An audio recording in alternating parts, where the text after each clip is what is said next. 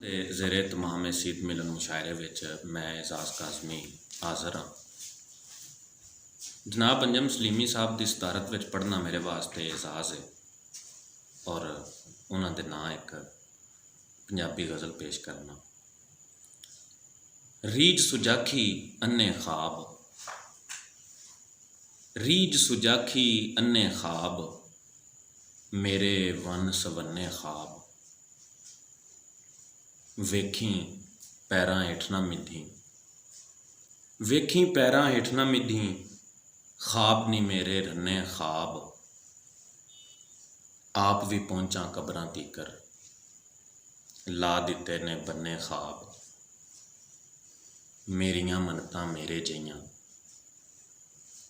मेरियां मन्नतां मेरे जइयां, ख्वाबां पिछे मन्ने ख्वाब। जेड़े पूरे कर नहीं सकिया, साड़े सुट्टे पन्ने ख्वाब।